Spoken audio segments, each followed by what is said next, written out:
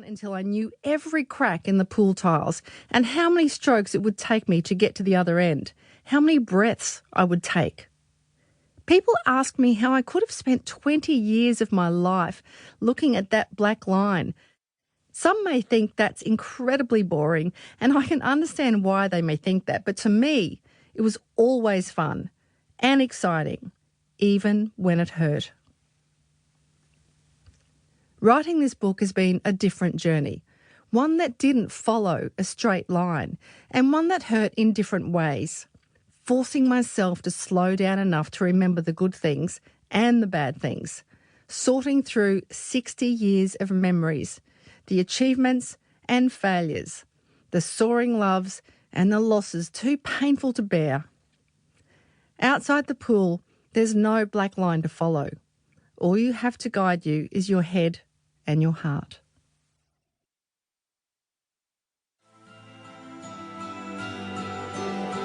Part 1. Lisa Gay Curry.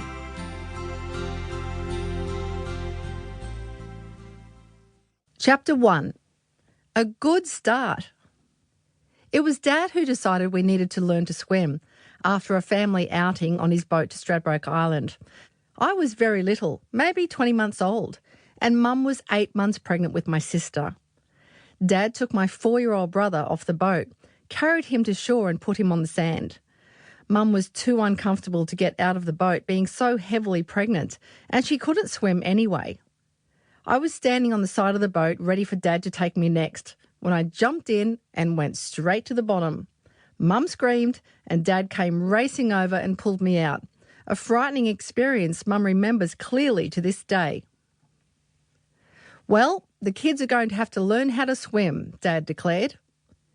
For the first year or so, we just played with Dad in the little circular tin pool in our backyard, getting used to the feel of the water on our skin.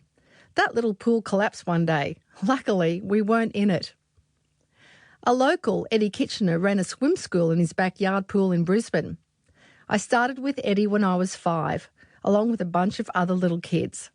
The parents would sit along the side of the pool, which was about 12 metres long.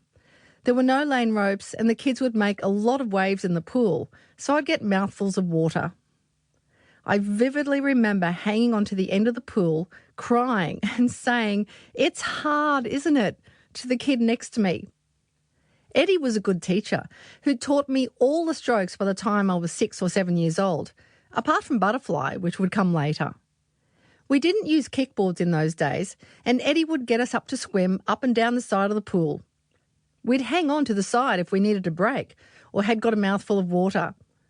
Up and down we'd go, turning our heads this way, then that way, eyes open, kicking and breathing. It was my first swimming test. When the whistle blew, I pushed off the wall and swam freestyle down to the other end of the pool without stopping and got my first certificate. No cap, goggles or earplugs for me in those days. I wasn't fast as a little kid, but I could swim technically well. In hindsight, it was the perfect start for my swimming career. I was the second of 3 children, born to Patricia Ann Deneen and Victor Leroy Curry. Everyone called my dad Roy.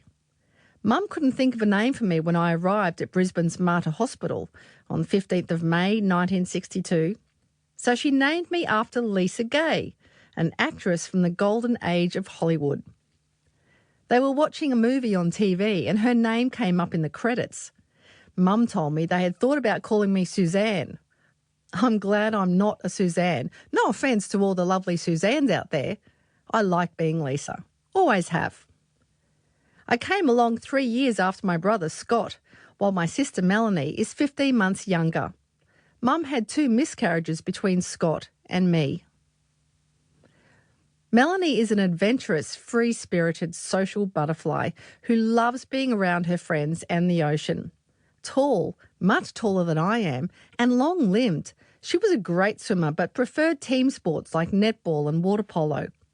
The lonely black line held little interest for her. Mel is a talented artist and sailor who lives the dream in the Whitsundays where she sails every day. She and her daughter, Bodhi, are proficient freedivers, able to hold their breath for up to 4 minutes at a time. They dive...